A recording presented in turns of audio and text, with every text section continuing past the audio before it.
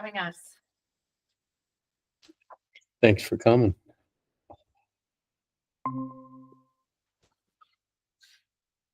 Isn't that beautiful? The cap, one of our students last year worked on that. It's been cool to see the kids. They're getting their hats ready already for graduation and starting to work on it. So we'll kind of go through these slides. If you have questions, let us know. So the program mission, Anishinaabe Kinumamata, well, I mean, really, our whole focus is on the student and supporting our program students. We're looking at data. We're looking at, trying to reduce the achievement gap, the opportunity gap, special ed referrals, reduce behavior referrals, really acting as that liaison between the home and the school, advocacy for students, increasing cultural awareness, looking at some staff development opportunities, building partnerships, and social emotional learning with our students. The vision is really to work with students as a whole, providing that social, emotional, physical, economic support towards graduation and becoming successful community members, and practicing life skills through the 7 grandfather teachings. So here's our program staff. Jessica is our program coordinator. And then we have Ella at the high school in the ALC, Erica at the middle school, Samantha at East, Becky at West, Eloise is at Cohasset, and then my office is at the high school. And really, like, when you look at this slide, like, this is the program, right? Like, these are the people that are making it happen for the students in the schools. They're working with program students every single day, and they're doing an excellent job. And so I just want to honor and acknowledge them and their hard work and what they're doing, because you're going to see in a little bit, like, what a difference it makes for our students as far as graduation and making sure that they get what they need. Turn it over to you. Our state funding, currently Indian Education gets state Indian Education aid and federal Indian Education aid. So this year we've seen an increase the last 3 years in Indian Education aid funding. And when I say an increase, I mean between $4,000 to $6,000 in our funding. So this year's state funding is $218,500. That'll take care of our activities, salaries, staff salaries and benefits, family engagement activities, and classroom activities. Our federal funding, we keep most of our staff salaries and benefits into that department, sitting at about an 87% for staff salary and benefits, and we put the rest towards supplies. The Jansen O'Malley, which is the JOM, is actually done through the Leash Lake Reservation. They are the holders of that. We count students who are JOM eligible, who are eligible for enrollment or have descendancy to somebody who's enrolled. Will qualify for that program. And so when we say we provide financial support for some of our students, this is where we can buy our students tennis shoes, where we can pay the iPad fees, where we can pay classroom supplies. We can do backpacks, the pencils, anything that we need to have our students be successful, we can pull out of this area in funding.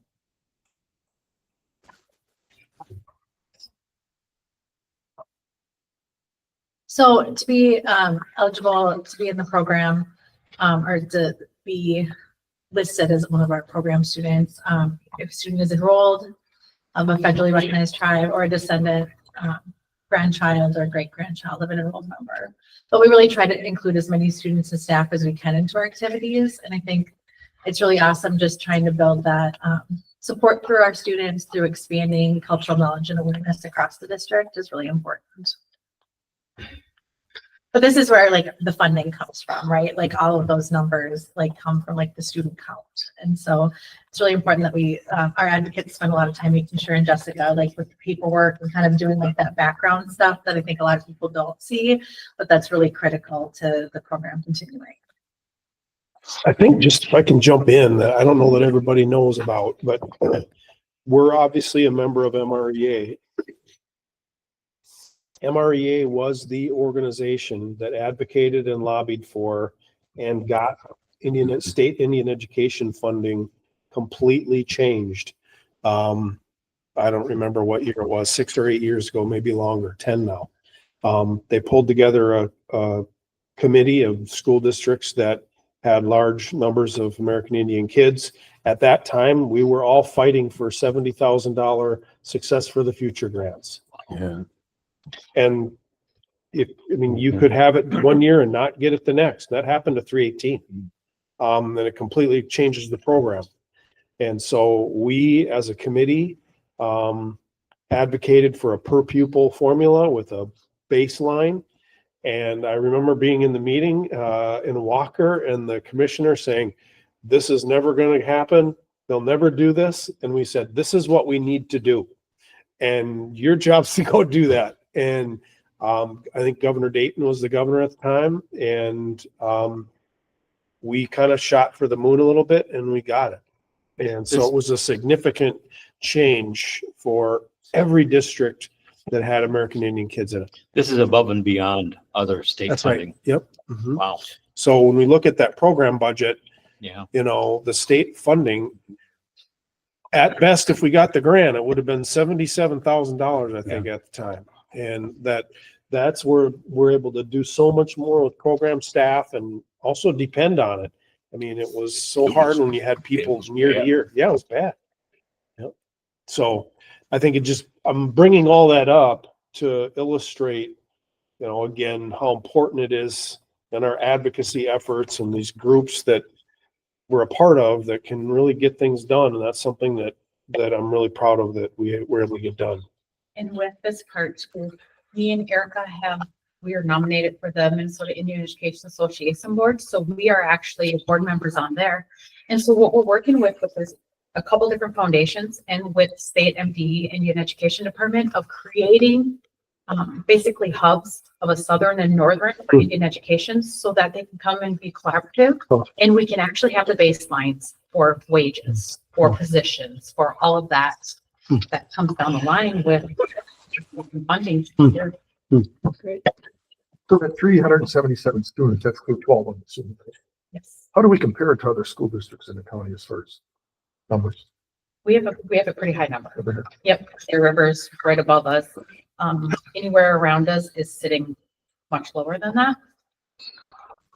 And so with this funding for under the state legislation, we have to have a program coordinator hired full time if you have 100 or more Native American students in any district.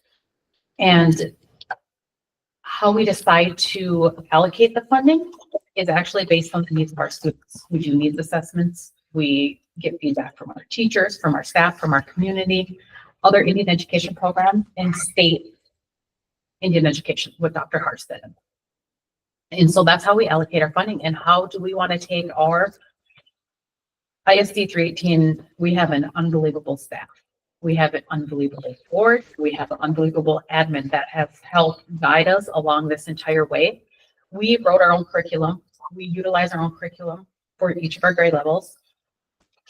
And we have our outdoor learning area, Blended Foundation. We wrote a grant. We got $150,000 from there. The school district helps out with taking care of other things there. That's where we do our wild rice camps, our maple sugar, all of that. So anything that you see us doing, whether we're out in the community, whether we're in a classroom, whether we're chasing somebody down the hall, helping them out, is all because of our funding.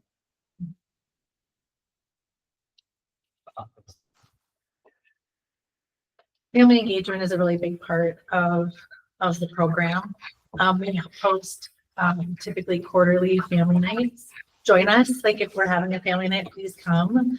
It's a great time to just kind of, sit in community with our families and students and see them outside of the classroom and kind of share a meal or do a fun activity or a program. This last family night we had was with Indigenous Peoples Day, and just invited our families to come to that and experience the community celebration of Indigenous Peoples Day. We also have a parent committee of program families that come and make decisions about the program. So there's a state committee, a federal, and a Johnson O'Malley committee. And so all of the parents decide kind of you know, what happens with the funding. And so like, you know, if we come up with a proposal or think that something should happen, all of it gets ran by the parent committee to make sure that it's in line with what they're thinking also. And so there's a very engaged parent committee. They've been really great to work with and get to know. And so we meet monthly. The student family needs survey just mentioned. This year's will be going out shortly. And it really asks a lot of questions about like, what do students and families need, but also like leave some open ending. So if there's things that we hadn't thought about in a certain category that they can give their input into. And then the parent committee will look at that to kind of create our education plan, to look at our different goals, see how we're doing on things and what we need to adjust for the next round of grants. We have our school supply giveaway, you know, trying to remove barriers for students and families. So it was really fun this August. Lots of families came. We were able to set up at the cultural site just outside of our gyms there. And families came through and were able to get their school supplies that they needed. And people were very appreciative of that. So it's just one less barrier for them to be successful in school.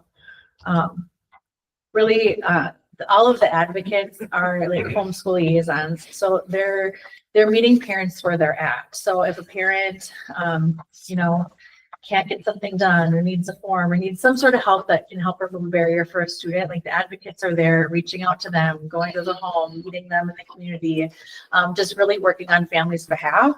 You know, we know that not every family member has had an awesome experience at school, and like many of the historical experiences of Indigenous peoples were pretty traumatic. And so advocates can kind of act as that safe place or safe person for families to engage in the school that maybe, you know, they didn't have that relationship with before, and can help build that trust with the family about the school system. Also just like full service, like, you know, if a family needs food, they're getting it. If they do, I mean, it doesn't matter what it is, you know, I mean, really trying to like just break down any barriers to families so their kids can get to school and learn and get the education that they deserve. Program partnerships. We have quite a few. We would not be able to do the job that we do without all of these other programs. Deer River School District, we do a lot of work with Mr. Sherwin and Jade in that area. We partner with other Ojibwe education programs, Greenway, Chisholm, Hibbing, you name it. We are all connected. Blendon Foundation, there are pals and helping us get our cultural learning site up. Certain questions for us once in a while. They reach out to us if they need to answer somebody else in the community and what's an appropriate way to do it. Grand Rapids Children's Museum, this one is going to be a beautiful collaboration. So this has been almost a year in progress. We wrote a grant with the Grand Rapids Children's Museum and got a $30,000 grant to create an Ojibwe education exhibit there. So we are in the stages of the walls going up. We're painting. Some of our students will be doing the artwork for there. And it'll be based off of the Ojibwe constellations. So once that's done, it'll be a nice new exhibit there for the kiddos. And then we will be doing some programming with them so that all the districts around the area or wherever can come in and see our programming, do our programming, have hands-on learning. The Greenway School District, they're our right hand. We need them, they need us, and we work together wonderfully. We do a summer program, which we're working on changing it. We do a workshop. They do the workshop, put it all on for us, and we provide some of the teachers and the lessons. And it's just a remarkable. These relationships have been built really because of what we get to do here and to branch it out to other people and to show them how things can work in other districts. The McCrossy Art Gallery has been our forefront. Our kiddos do an exhibit there every single year. We work with them to do small classes there. And then we got a grant with Sam and Fawn Sampson to do hoop dance regalia making. So at Indigenous Peoples Day, they did a performance with only a few of our students, but 10 of our students will be get complete new outfits, hoops made, and they will be doing a full community performance after. We decided to pull into Deer River into this collaboration so that we can have some of their students involved in this too. So there'll be 20 kiddos that will be doing drum and dance and learning this entire routine. The city of Grand Rapids, they reach out to us quite often, and we take care of Indigenous Peoples Day. We do just different smaller projects within the community for them, or anything that they come forward and ask, and we help them out. The Human Rights Commission is right with the Grand Rapids, city of Grand Rapids. And really, these partnerships have flourished because of the work we do in Grand Rapids, and because of, again, the school board, the administration that we have, the teachers, and our students and families. So just to look at some data, so this is from like the North Star data report card. So you can kind of see from the last year, just kind of where we're sitting. You know, I think we have a lot of hope in our program, but there's still some areas that like we are seeing a gap in. You can see that here with the math achievement rate. So the dark blue is the state's rate. The green is the district overall, and then the teal is our American Indian students based on that report. Reading, here again, same colors. So even though obviously, I mean, you can see in the chart, we are doing better than the state average, we're still like our American Indian students are not meeting at the same level as our other students. Attendance, same colors and categories.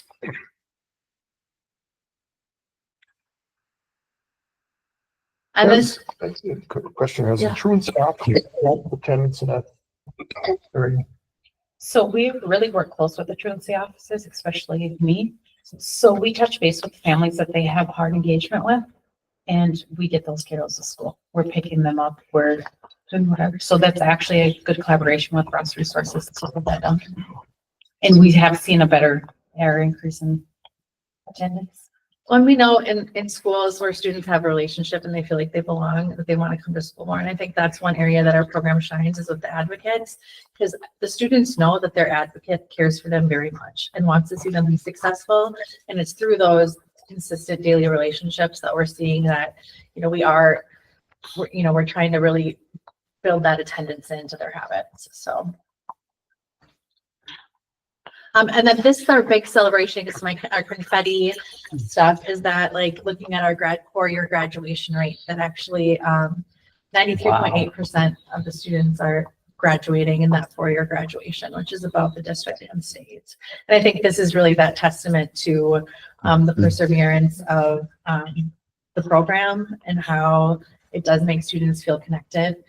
Whether that's at the high school or the ALC or any of the other buildings in the schools, but just to get them through to that end goal that we all have for them. And so this is just one huge celebration for us and that we wanted to highlight for you.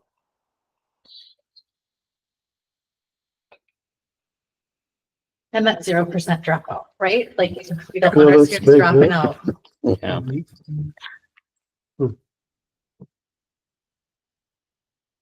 So our elementary support, we keep consistency between all of our elementaries. We provide, like we had said before, a full service, basically a full service community school in one room with one advocate. We do academic interventions, we review the data, we attend all DART meetings, and we perform cultural observations with the Dreamcatcher program.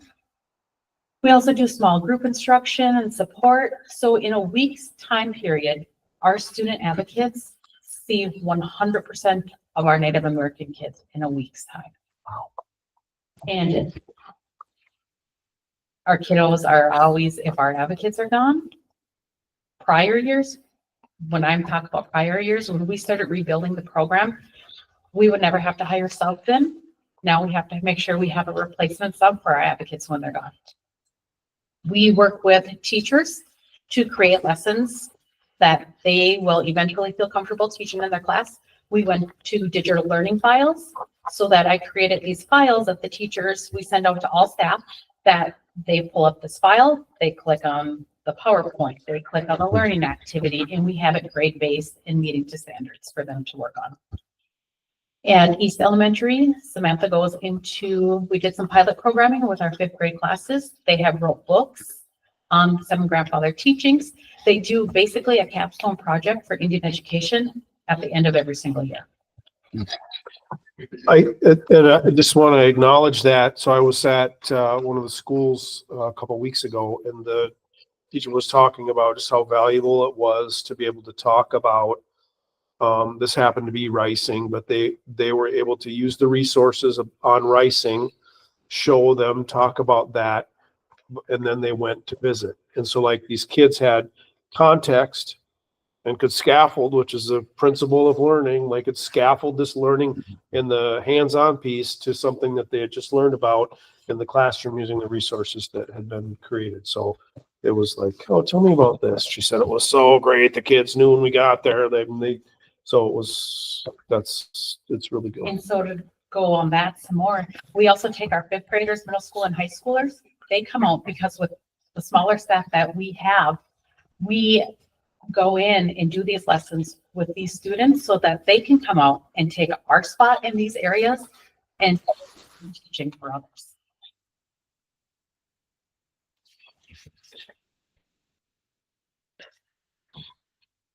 This is just some of the work that they do. Each of the month, we go over 7 grandfather teaching.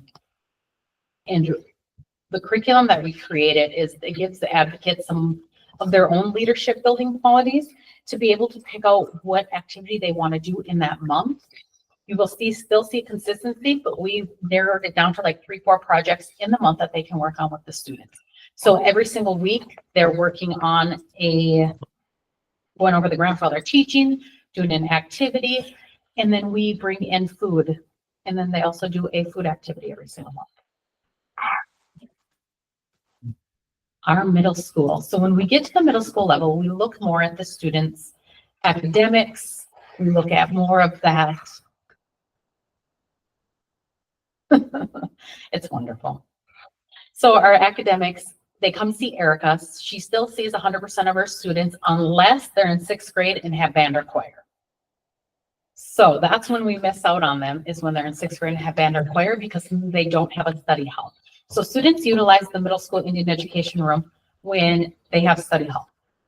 They automatically go to Miss Erica. She works on everything from academics. She pulls their grade reports every single week. We look at attendance. We make a plan for any missing assignments or anything, bigger projects they have to work on, make sure they have all supplies. We go over their behavior with them to see how their behavior is that week. What kind of goals do we need to set? We offer classroom teacher support. Erica goes into some of the classrooms when we need to be pulled out to go do presentations or whatever they would like to do. We do a lot with the art department. And when you see our kiddos like to enter our contests, so Detroit Lakes, we entered their Detroit Lakes Ojibwe Education Art Contest, and we took 37 places out of 46 places. We actually brought a bus with all of our students there to collect all of our awards. You will see a lot more of the bead work, the regalia making, anything like that comes from our middle school and high school level. Field trips, we go to the career fairs, we go to college fairs, we attend other schools. And then Erica never gets a break at the middle school level. And so we do lunch groups there. We make things fun, like tomorrow they're making wild rice soup with some of our wild rice. The high school and area learning center. So this is really ran pretty much like our middle school. Ella will pull the attendance reports, behavior reports, go through those with the kiddos. She does a post-secondary engagement. You'll see the kiddos taking field trips to the college fairs. If the students, I call them kiddos because they're all of our kiddos that come in there. I have to tell you, I have to sidetrack really quick. So me and Erica meet together every single Halloween, go trick-or-treating. She lives right in town. And so she calls me and she's like, we always go out to dinner. She's like, I don't think I'm going to make dinner this year. I was like, we go to dinner every single year.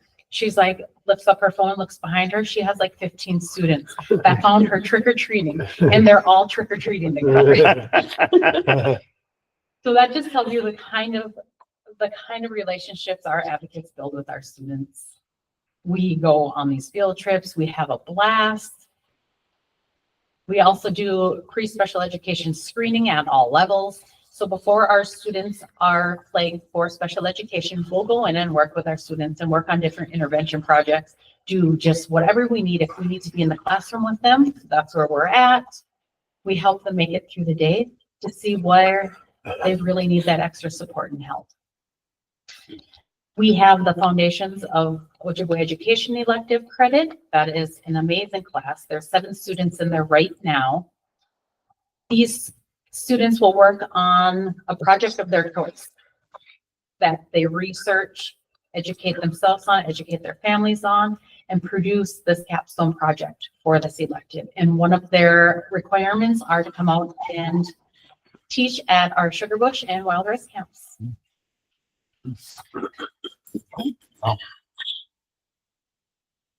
Big Fork. We are actually working with Big Fork right now. We have an amazing group of teachers that I made a cohort with. And these teachers, knowing that we have a limited staff to be able to go up there, there's a group of 6 of us who have met and came up with a plan for support. We will be doing a digital learning language table with them once a week. We will also we bring in presentations over there to them. I'm currently working with the 4th grade teachers right now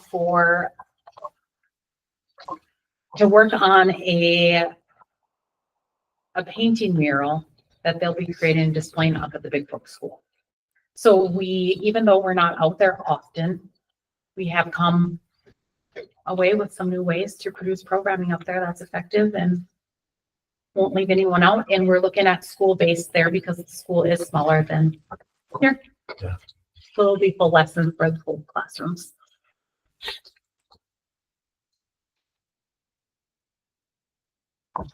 I think the biggest thing that's really exciting is I think just the cultural learning site, and we'll show a couple pictures in a minute, but just that like our advocates really provide these lessons at all sites, and that like our program has over 1,000 students that have attended our presentations or our different activities. And it's really, our cultural learning site is a place, for everyone, for families and the community to come and do different types of things. I just want to show you. So this was the last update that you got a year ago. Okay, this was the cement had been poured, and here it is today. So if you look, like the pavilion is up, the electric is in. There's there's where the seating is for the fire, and there's been lots of students out there with Rice Camp. The advocates were out. It was not the nice weather we've been having. It was very cold and windy, and they were there all day, in groups of students coming and going, and not knowing kind of what that looks like. But I'm sure you're very grateful for the pavilion, at least, for that cover. But just very exciting. If you get a chance to drive by, you just go down that one way by our gyms there, and you can see the change. I know the brush has been removed just recently, some of the big piles, and it's really exciting just to see how much potential this site has, and how exciting it's going to be to watch it grow, from this to this and beyond this. I think there's lots of applications and further uses that we'll be seeing with the cultural learning area. And our goal is to make this a year-round cultural learning area. So we'll be out there during winter time, summertime. Yeah.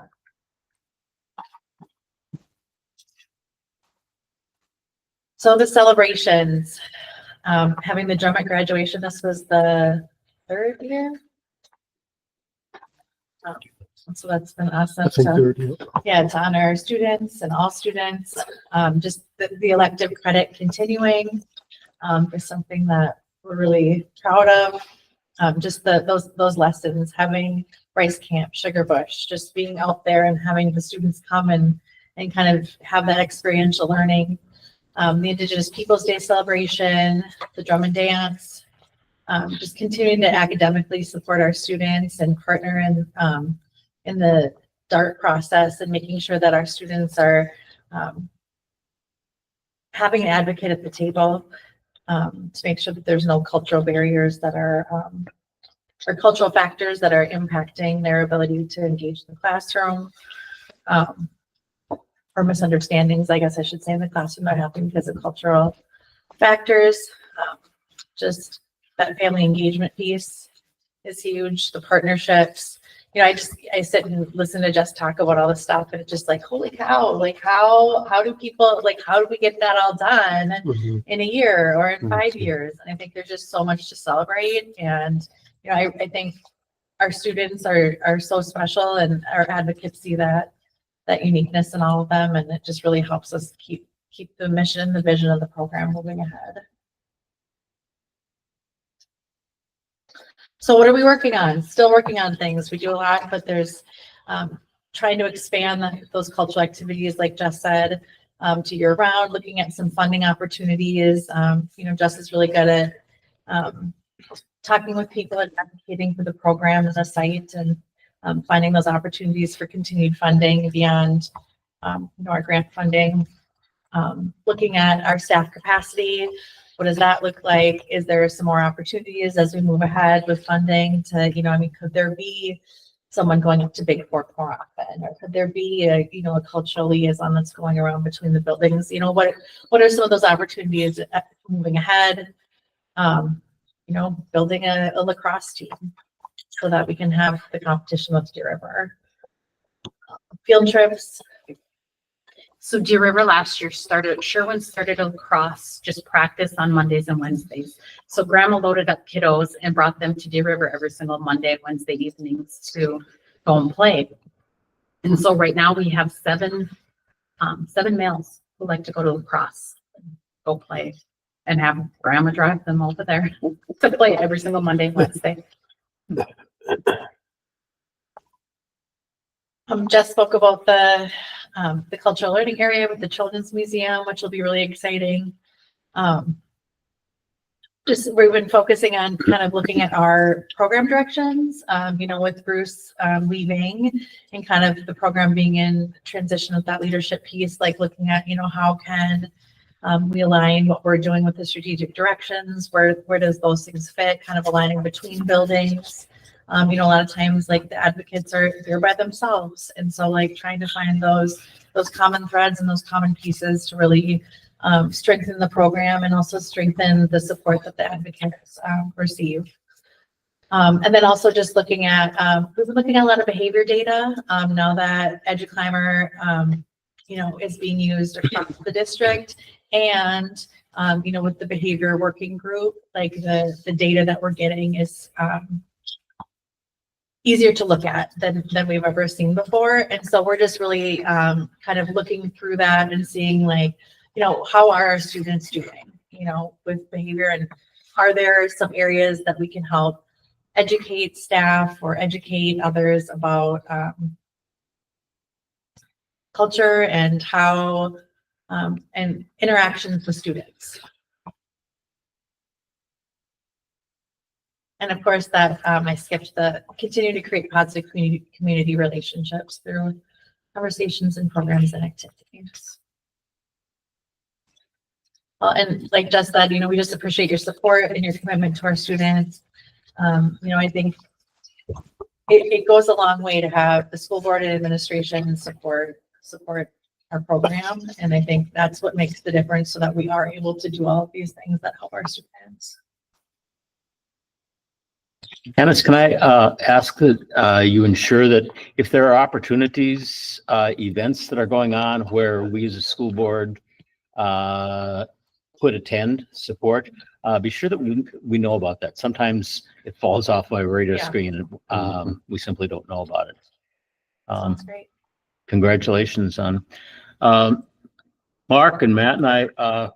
Last spring, we did a listening session with where was it? Fond du Lac? Fond du Lac. Fond du Lac. Fond du Lac, Yeah. I'm sorry, yes, Fond du The Lac. consultation.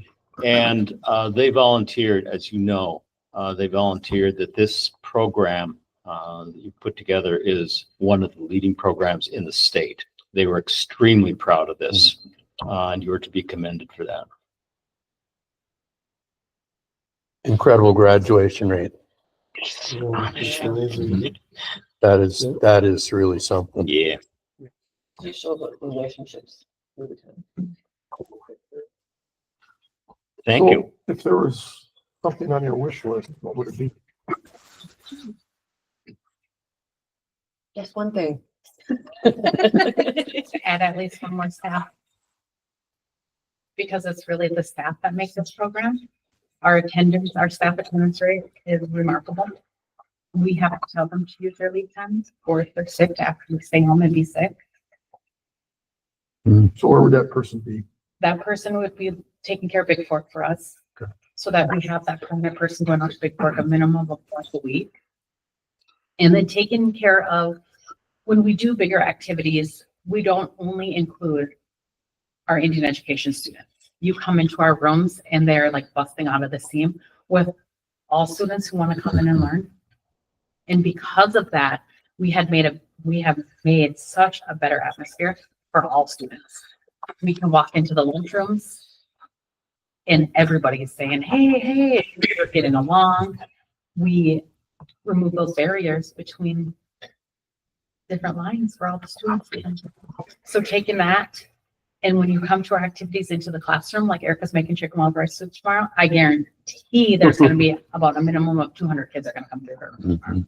So having this person to be able to step in What tax and to lunch? do. I know. I know. I'll go. So she went and did the grocery shopping tonight or tomorrow. And so a person to come in and help when we do those extra things in the classroom so that we can produce more of those things.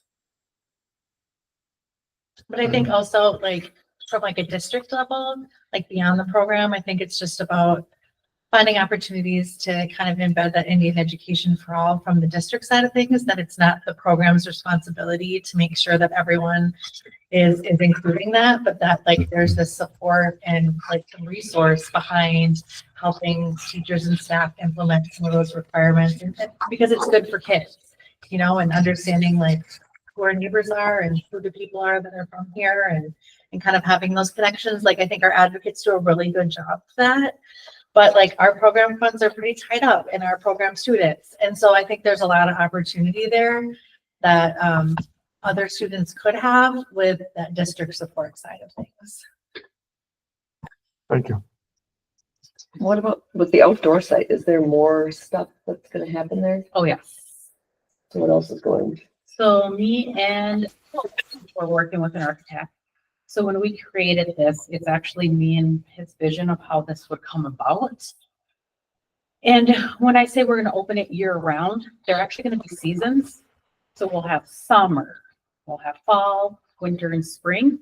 And so each of our activities will take place in there. So then we'll work with the class or classes to come out and build the housing that the Ojibwe use in the summertime, that they use in fall, winter, times like that. So we'll actually work with different departments to be able to come out and create this every year because we want it to be more authentic. And why do we choose the Ojibways? Because we are in this area and we're right next to the Leech Lake Reservation, and a majority of our students are Ojibwe. And so we will have our sites at each, we'll have our seasons, and in these seasons, that's where we'll perform all those activities for that season. And we'll have a full fireplace. We'll have a place to smoke fish and do the outdoor cooking. So when we realized electric was like, that was a possibility, oh, we were pumped. Like we weren't planning for that, but we're like, oh yeah. So yeah, so you should be able to come out there and you'll see it's the big middle will be a huge fire ring area seating for students. And then we'll have our seasons all around us.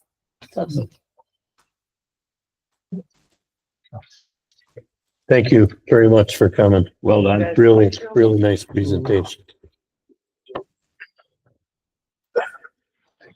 next item on the agenda, student data report, Superintendent Gross. All right, we're moving from like, all that really cool, amazing to data about student enrollment, which isn't nearly as fun and exciting and heartwarming in some cases. Carol would normally be here, but she's with family tonight. So wasn't able to be here. So I said I'd step in. This is a indicator report that's typical for us to do about this time of year. So this is the team that worked on it, staff from schools. Linda obviously is the Mars kind of the guru and student information person, very involved, as well as Kara. So something that we track obviously is our kindergarten counts. This year we're down in K, and this is kind of surprising to us, but in talking to our early childhood partners, Darla from Invest Early said we saw the same thing when they were 3 and when they were 4. So they saw this thing coming. It wasn't some big drop off when they just showed up to our school. It's just a trend, an anomaly, I guess. And I guess we'll see if it truly is a one-off next year. But we do our best to do projections, and we talk about this a lot when we go through budgeting, about how challenging it is to budget and predict revenues when our biggest revenue driver is how many kids and how much we get per kid. And we can look at birth rates in the county and our capture rate and all those things. But at the end of the day, it's really difficult to project who actually shows up. One of the things that we did do that helped us from a budget standpoint when we saw low enrollment numbers, registration numbers last spring, we didn't fill a kindergarten spot that was vacated by a teacher. So we kind of eliminated a kindergarten section last spring in anticipation or with the knowledge of the data we had at that time. And it turned out that was a really good move, so that we weren't overstaffed in K. I shouldn't use that word overstaffed, but staffed, comparatively to other school, other grade levels. Matt, before you move on there, between 23, 24 and 24, 25, do we have any numbers, indicators, anything that tells us that they're homeschooling? I mean, we're at 281 and 231. You do have homeschool data up here, and I'll show you. Our homeschool numbers are up, but you'll see that in a little bit. So there's definitely some of that in there. This is our October enrollment. This is kind of that October 1st, October 15th timeframe is when we look at our October enrollment, or our enrollment, and especially in special education, some important information is based on October enrollment. We can look at this trend over time and where batches of kids are, but one of the things that probably is the most helpful to do here is to look at cohorts. So that cohort in those arrows, that's the same group of kids, if you will, going from 1st to 2nd, 3rd grade, or from 8th to 9th to 10th grade. You can kind of see what happens here. We tend to pick up kids when they get older. And we have an anomaly that happens around 6th grade and 7th grade with St. Joe's, and they only service kids through this. So there's some uniquenesses there. Activities play a Yep. piece in that as far as Yeah. numbers increasing in those grades. Yeah, I think activities play a role. The Area Learning Center plays a role for sure. If a kid is a Northland Community School student and they enroll in the ALC, they become our student. So that would influence our overall enrollment. This is our overall enrollment comparison looking back 10 years. I have the information on my sheet, but this shows a decrease of 4.4%, I believe, over that decade across the country. I want to make sure I get these numbers right.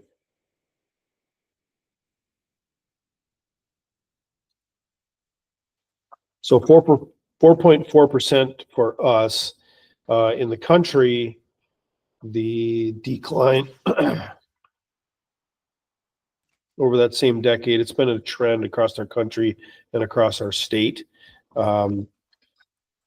statewide, it's 2.7. Yeah, that's what it was.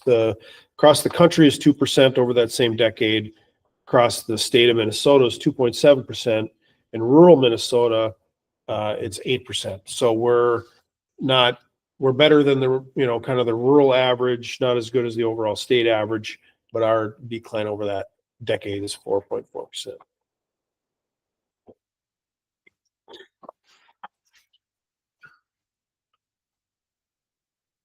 This is going to be kind of the beginning of a complicated little section here. This shows our free and reduced percentage. And so you can see that blue shows the free or reduced percentage. And we talk a lot about compensatory revenue and have, especially during COVID, because we saw big, huge swings. We saw compensatory, which historically has been based on a formula that was driven by free or reduced percent. And during COVID, when everybody ate for free, those, pieces of paper people were filling out went down, and we saw big decreases in compensatory revenue. And then we saw that go up due to some legislative changes, and we're tracking now, and there's a high level of variability and uncertainty about what's going to happen next, because the law changed in 2023 so that the compensatory revenues are not based on how many paper enrollments we get. It's based on direct certified kids. So this is an example of what it would look like right now. So I mentioned here in the red, if we were counting kids the way we normally would, those would be the numbers: 374 reduced, 1291 free.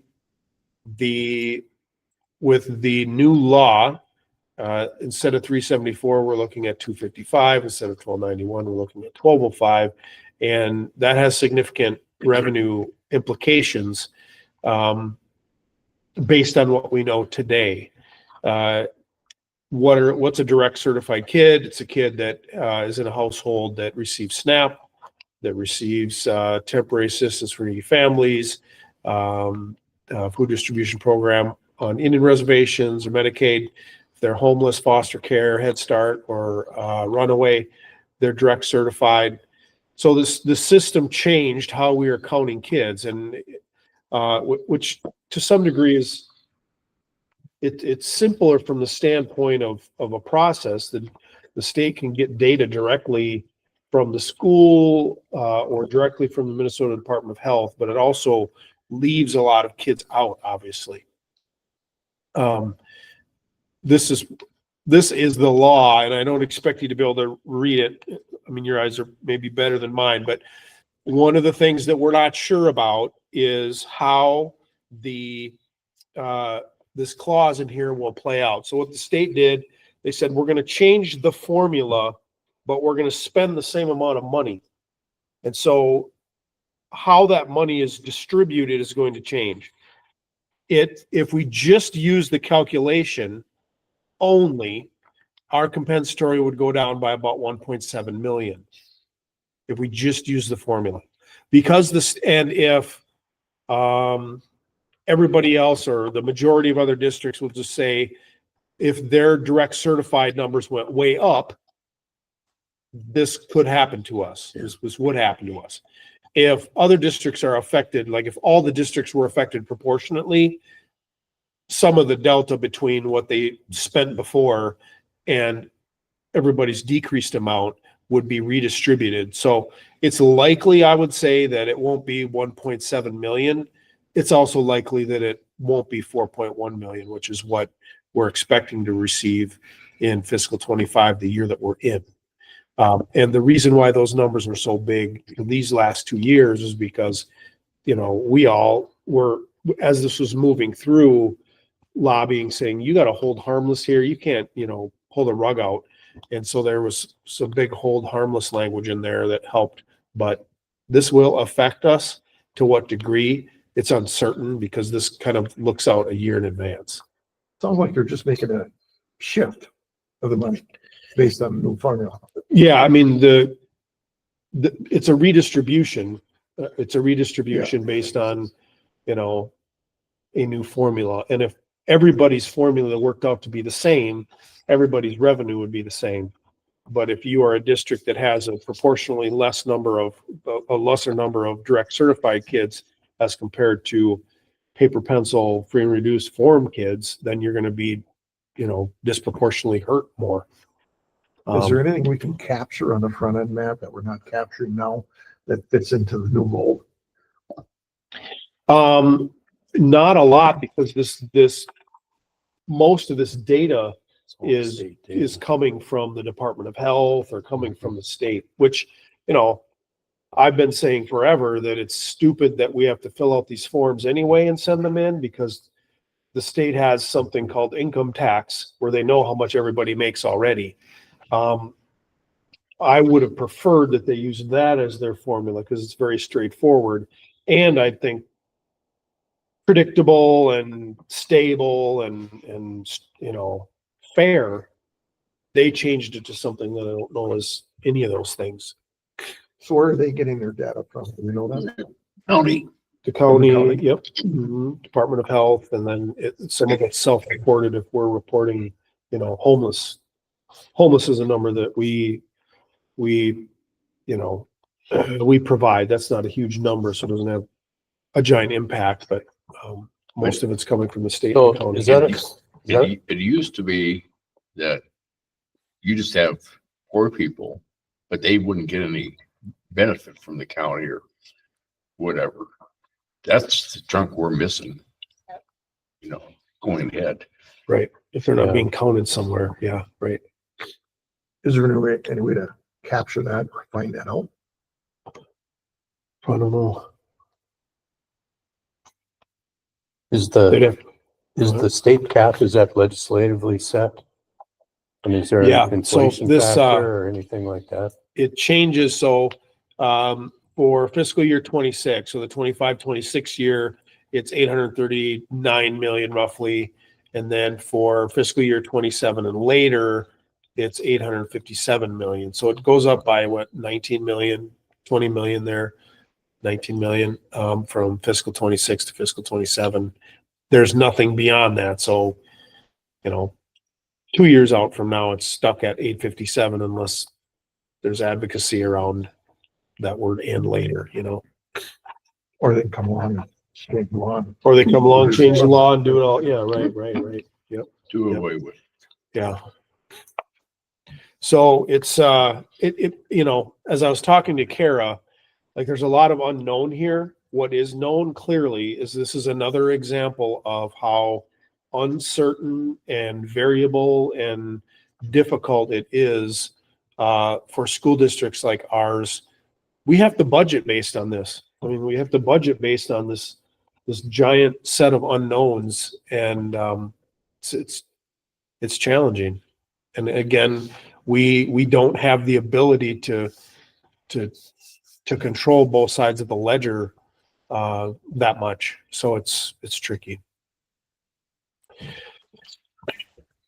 Elementary sections and class sizes. So this kind of goes through over the last 5 fiscal years back to fiscal 21. So the 2021 school year, how many sections we've had.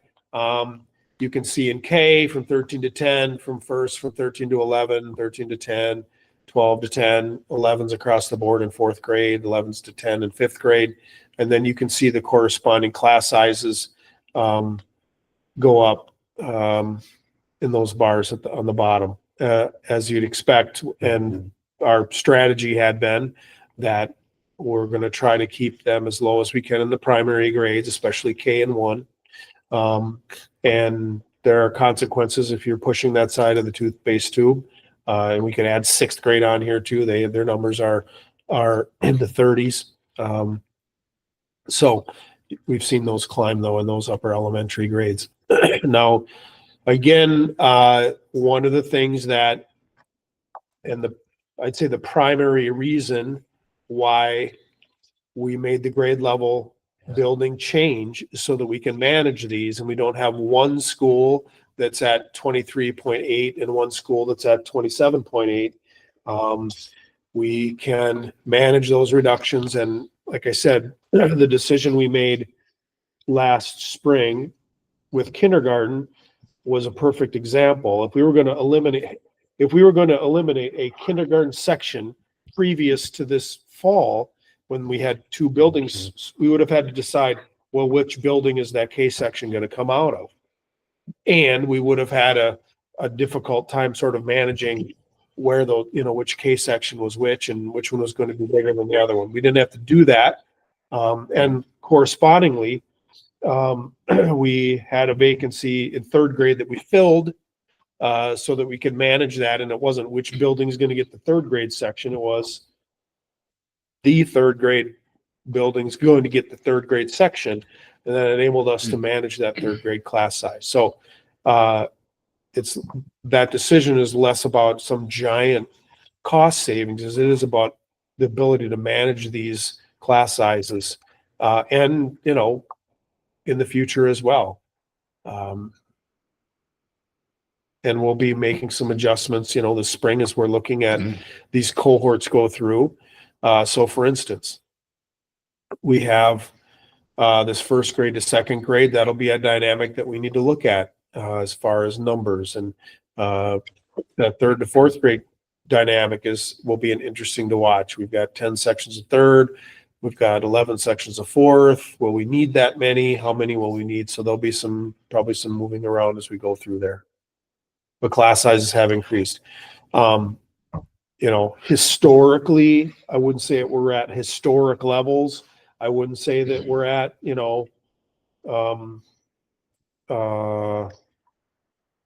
dramatic statewide levels. You could find schools, some places that have higher class sizes than ours. You could certainly find some that have lower class sizes than ours.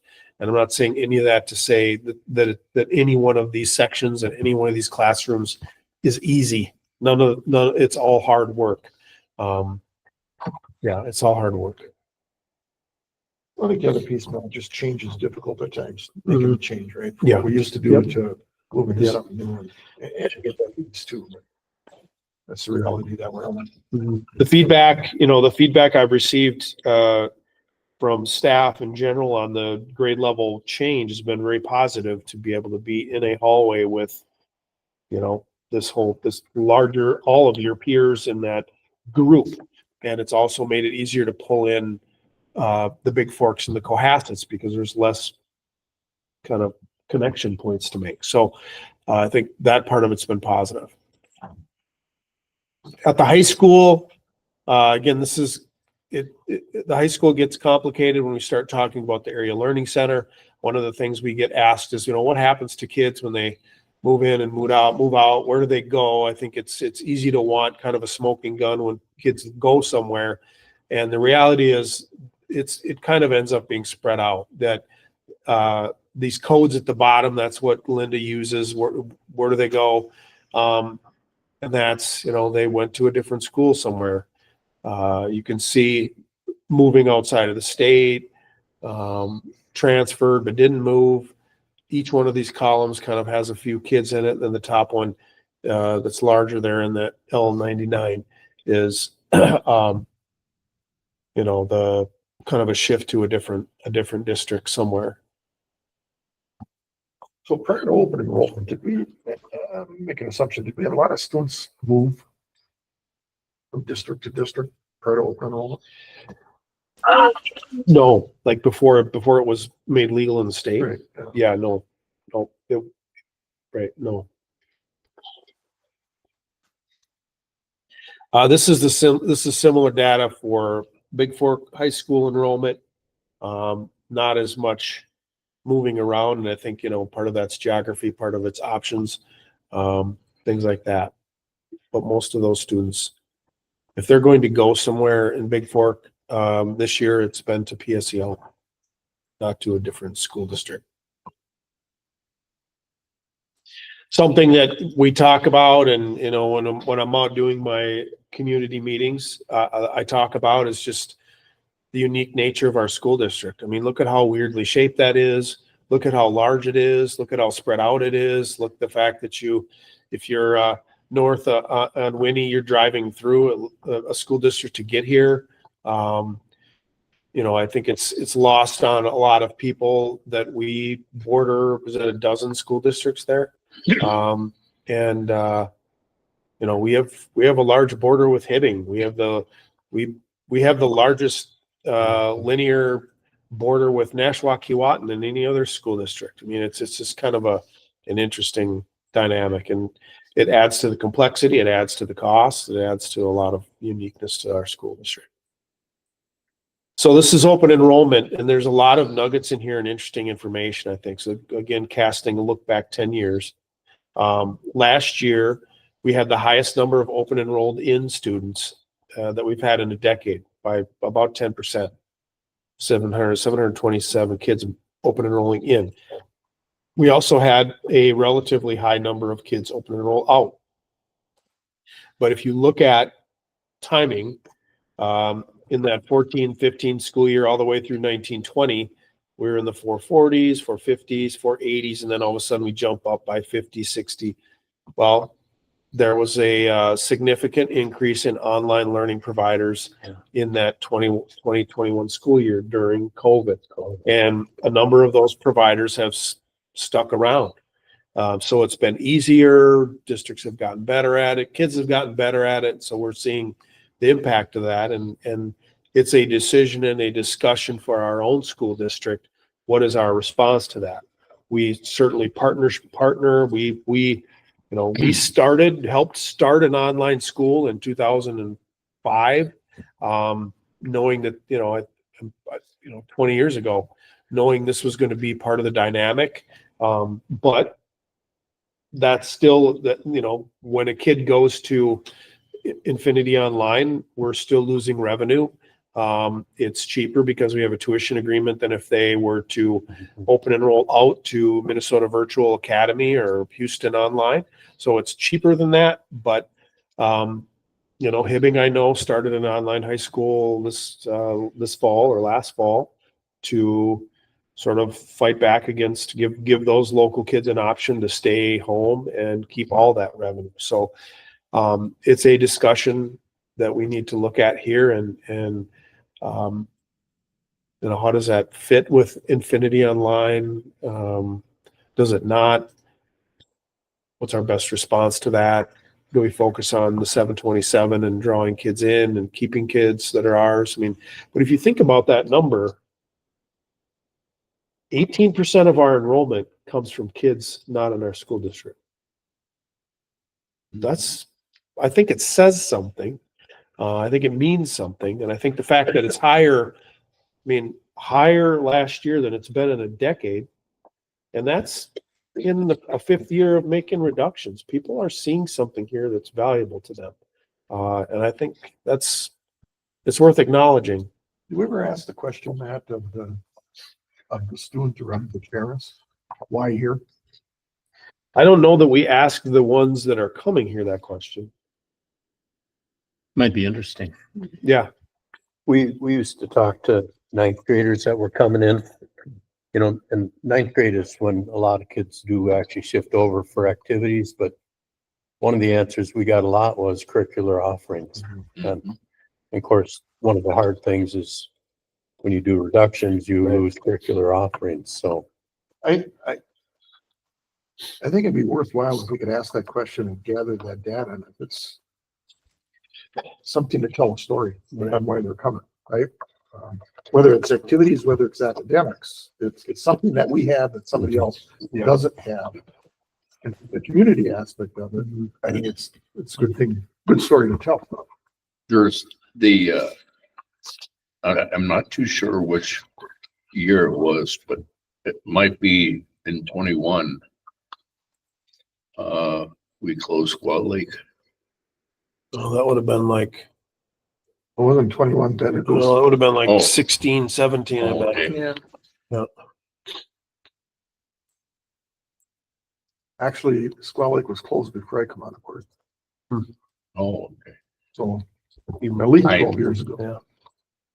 I don't remember the year, but I know it closed. I think it was, because it was just a few, I was a superintendent in Deer River. I know that for sure, because once, I remember a bunch of kids You were up there. thinking about closing North School. Yeah, when we did close North School like 2 years later. So yeah, it was like 2006, I bet. This is, I think, probably interesting as well. This shows where our kids are coming in and out of predominantly. All right. So I think it's probably not a surprise that Greenway is the district that we have the most students open enroll out of, 195, but it's also the district that we have the most students open enroll in from, 467. So again, if you think about that in the context of our overall enrollment, over 10% of our students enrolled here are residents of Greenway. So we're net 272 there. We're net 49 with Deer River. Hill City, we're a net loser too, and that number I think we'll lose more kids to Hill City this next fall than we've lost before. I think that net will be worse for 24-25. Because The school start time piece of it, we're just aware of. You know, when Hill City is small enough to notice a number of enrollments, you know, I think it'll hit us more. And there's some mathematics that we need to look at around the school start time piece too. When you say school start time. When we had our schools open later. So previously we were paying staff to and we're not now. But there's a tipping point where it costs us $18,000 to staff it. We're losing, 10 kids. That hasn't helped. So, when you look at Greenway and Deer River, we're going to see both in and out there. A lot of people talk about boundaries and, that kind of stuff. But I do think, and I have to believe we could tease out a data set of just our open enroll contact information. Just do a quick little survey about that. Well, again, maybe I'm not thinking of this the right way, but I like to think I am. It tells a story, and I think it might help us on the end game of operating program. We got a lot to offer, and here's what's happening. We got coming from wherever. Yeah. Because of this, and this. Yeah. When you look at Greenway, La Prairie is a factor too. Sure. Yeah. And River Road. Yeah. There's, That's right. I know And River Road. there's a family that lives 500 feet that way, but they go this way. Yeah. Yeah. And they never go that way. But I agree that there's a story here. If we're talking about goals of building trust and confidence, and we have data to show that more open enroll kids are coming here than have in a decade. That's again after cutting for 4 years. Yeah. And that we're netting significantly in open enrollment to the good. I think there is a story there. Where do our students go? You can see this kind of steady incline of charter schools. That's a lot of online stuff. Other districts, that's big time online stuff. Okay. The yellow tuition out, that's like a student who would get placed at Northwest Juvenile Center or adjudicated and placed in Fargo or something like that. That's not like PSEO or any of that kind of tuition. This is just school district tuition.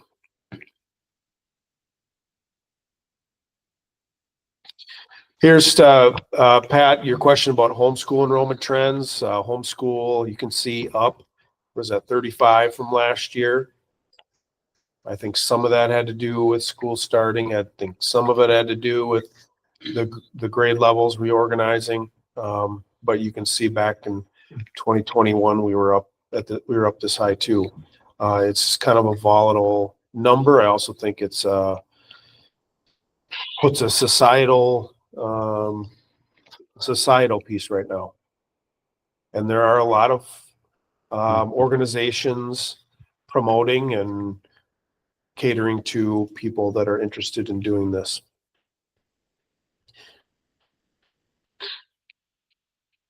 Some other details here around some other, schools.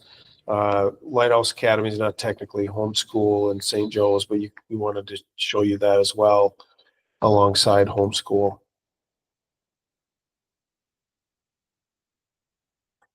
The St. Joe's number, I don't know that that's really been a number that's changed a lot over time. Lighthouse Academy, obviously, they started just a few years ago. Some of those students were homeschooled before, some of them weren't. But we know that, they just bought some land and they're going to be building a new school. And so that will be interesting.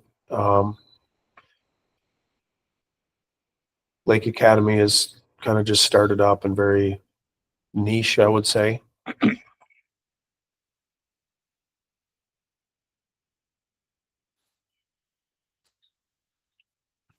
All right, so that's that student enrollment indicator report. Any questions that I can either try to answer or try to get answers for you from Kara or Well, Linda? it's exciting, but not quite as exciting as the initial Yeah. hobby. Right. Yeah. Yeah. It's not as, not as, it'll get you the good Right. feels going. That's for sure. It'll be interesting to see on an uptick in homeschool, the changes that we made and that if that will push its way around and bring those students back into the school again. Thinking of COVID, right? Right. Or pulling my school, I'm homeschool. Well, a little bit more difficult than, Yeah.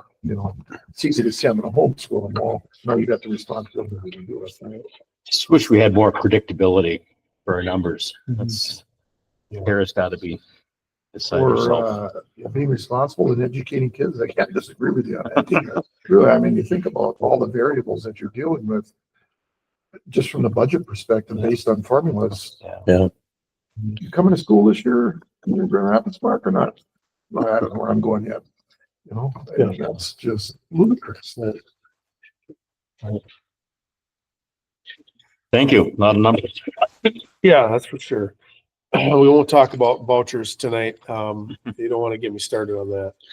Next item on the agenda, Robert J. Elkington Middle School parking lot project. All right, we shared some information with you a few weeks ago with respect to this, and so I don't intend to go over everything in as much detail again. But since then, we did host a opportunity for some community to give some feedback. We do tie this back to our strategic directions. That's important. This is a stewardship of resources, right? Kind of square in the middle. It's about how are we taking care of the things that were entrusted to us, the safety of children, finances, safety of staff, things like that.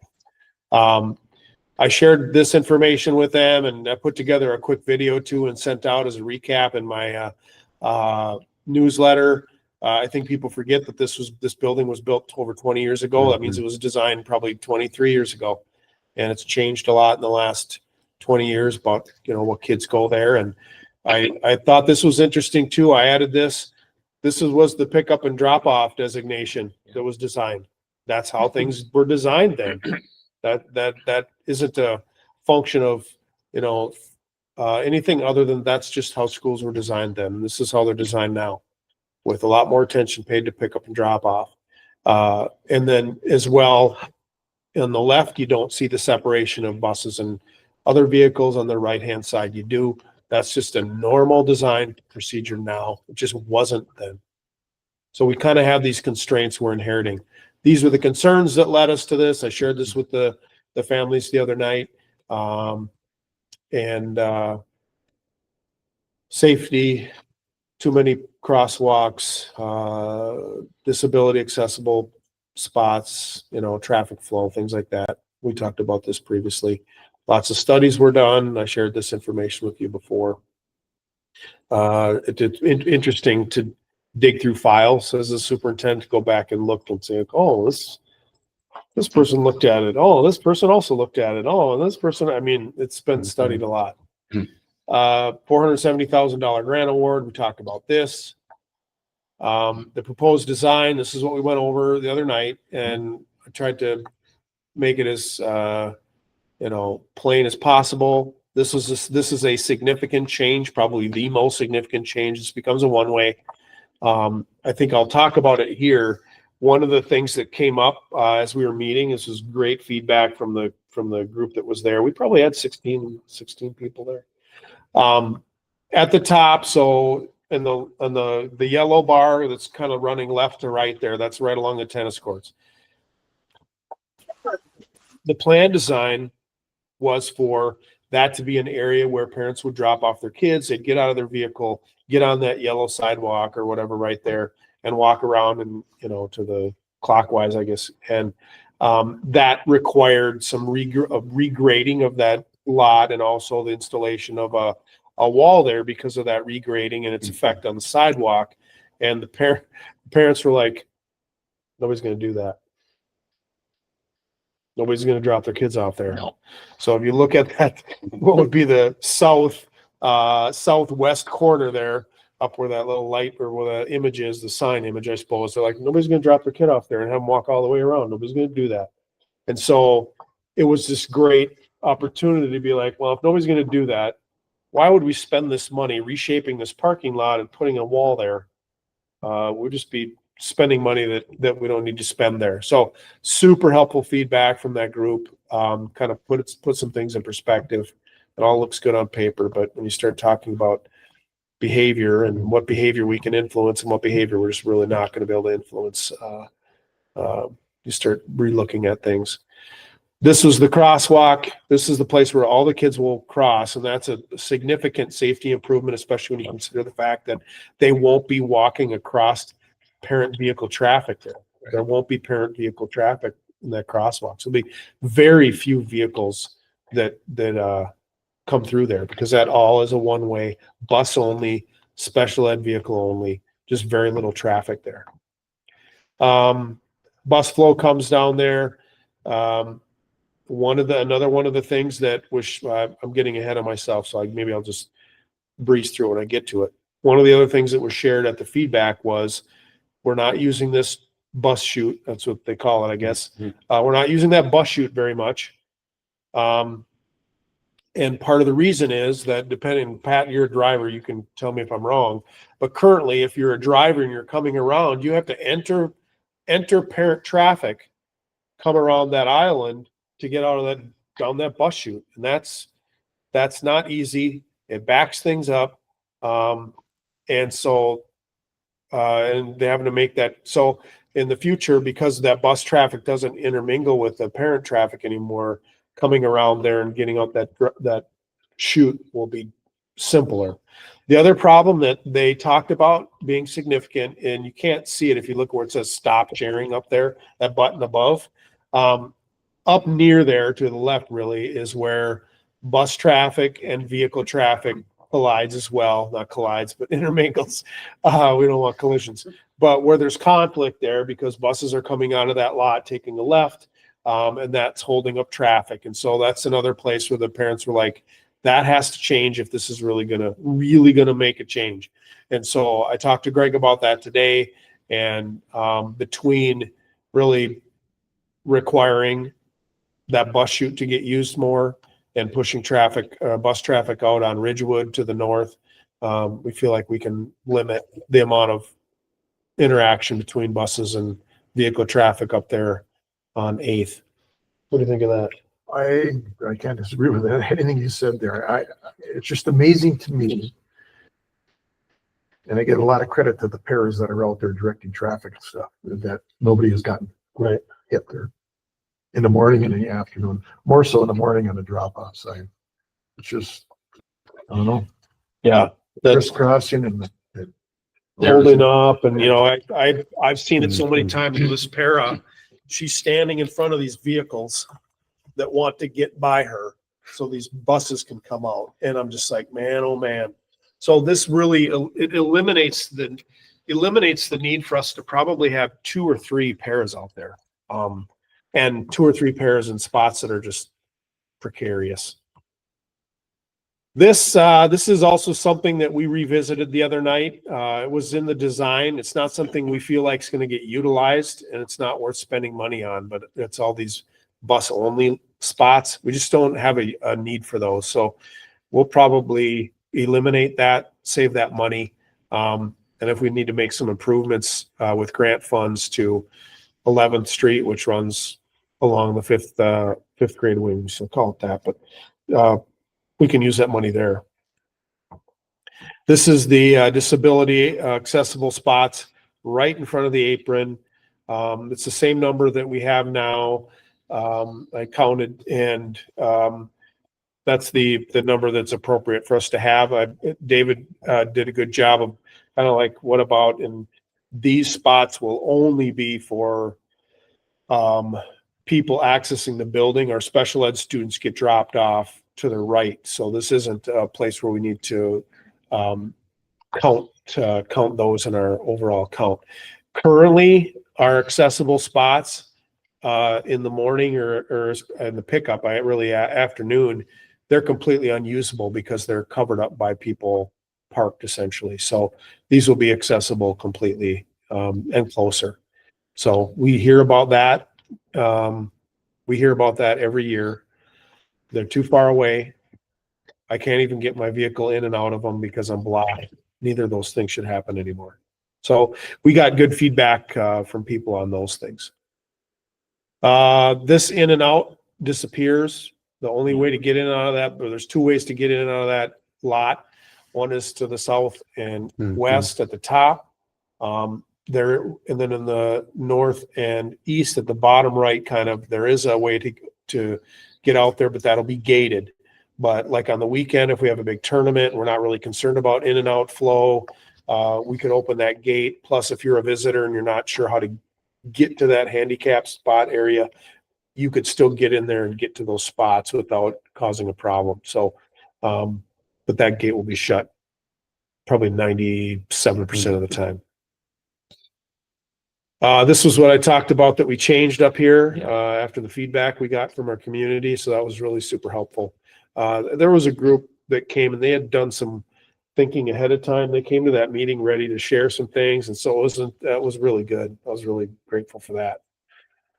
This section of road, so the school is kind of in the bottom left, if you will. That parking lot we just looked at, the west lot is in the top left. And the kind of the center going down is where the fifth grade wing is. So this is 11th Street that runs alongside what we still call the fifth grade wing. This will be one way. No traffic coming from the north to the south will come on this road, period. The only traffic on that road will be buses or special ed vehicles, or if somebody came in and used the disability accessible spots.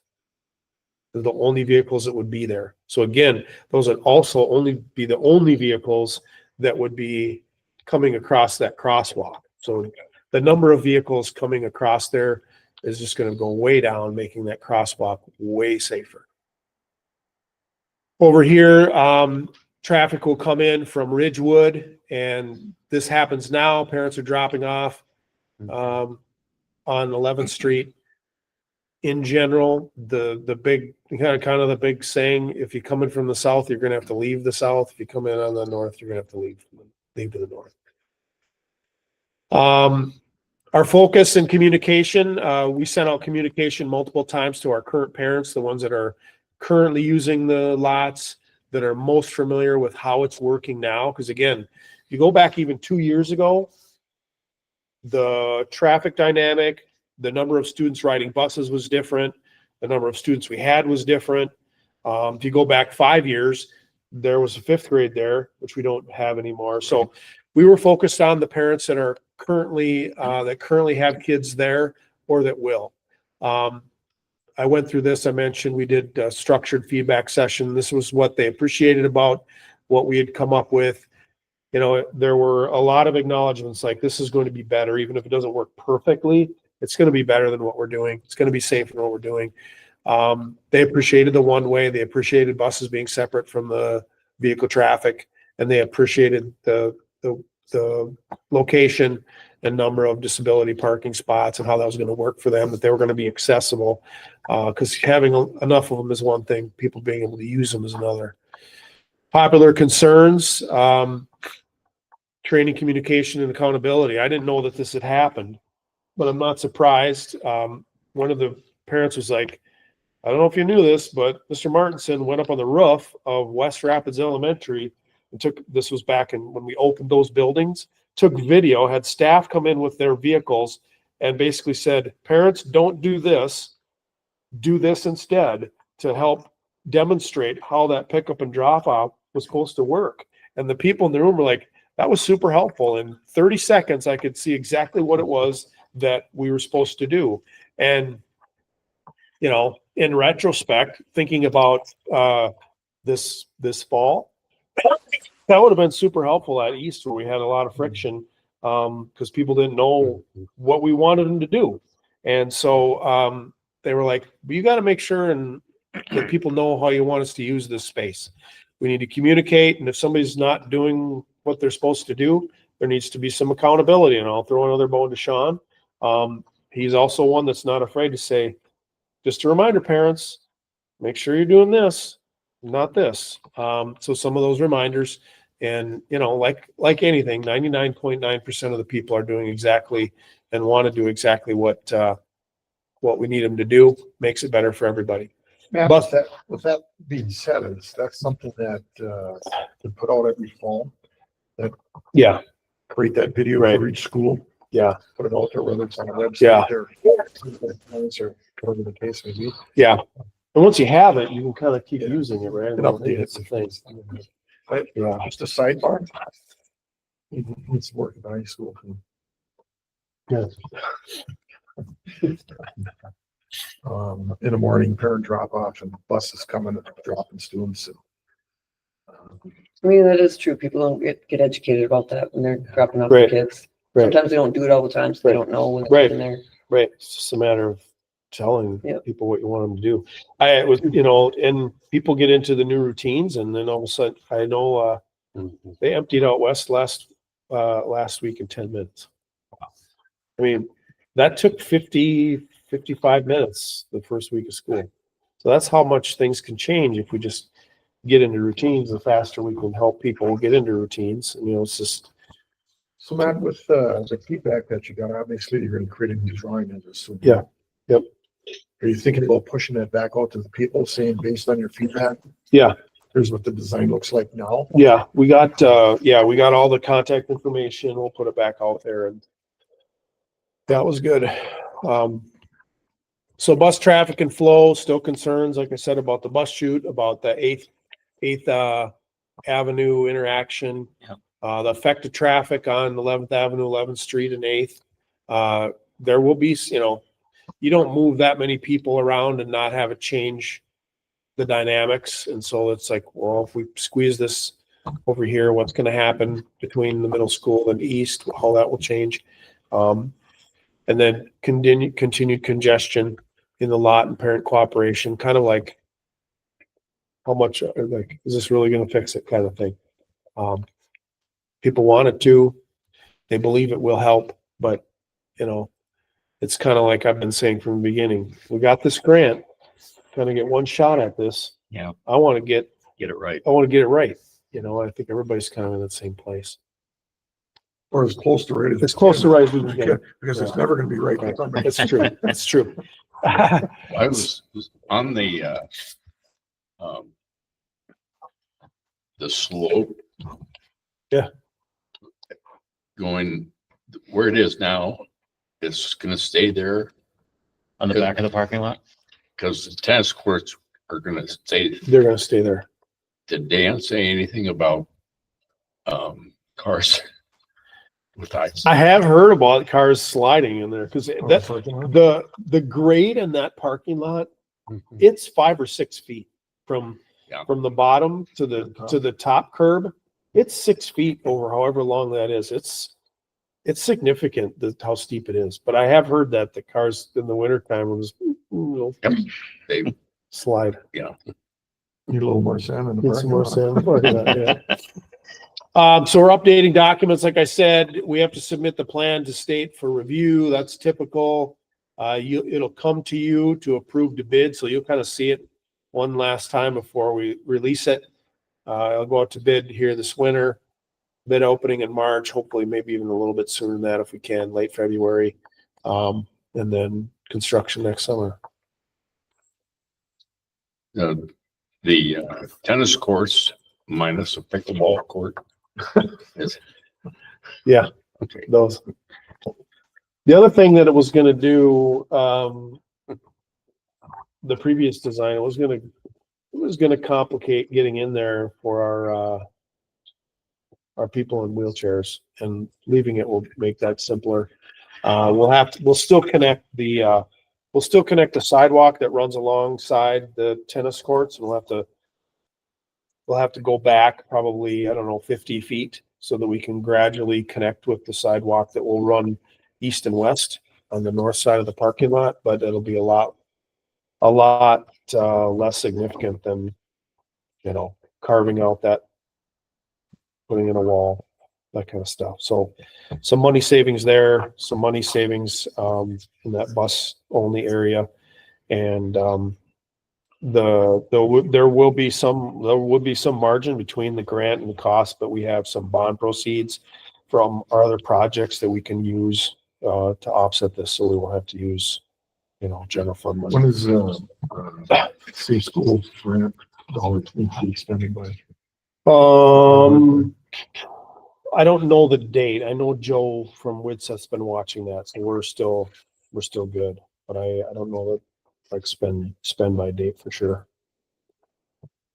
Is there a possibility, because this is more money, that you can apply for another grant? I know they give you that paperwork at the last board meeting that opened it back up to like a phase 2 to the project, if that makes sense. I don't know. I was looking through that, one of the things that Joe shared is this type of a grant has never been funded like this in outstate Minnesota, an infrastructure grant. It's just, I was very upfront. I was like, I don't know, this seems like I'm usually an optimistic kind of person, but I wasn't very optimistic about this grant because this is just not the kind of thing they usually fund. And they haven't, but we hit on it. So, but I'll check that spend by date. I did look through there to see if there were it looked like there was some gap funding that you could apply for that was sort of like in between pre-design and construction. I don't know if that would qualify, but I can look at that again. Any other questions? It's great work. Any other discussion? There is abatement bonds. Right. You We could do that. Is a last resort. Any other discussion? Any other business before the board? Nope. Oh, Meeting adjourned. if I can. Not too late.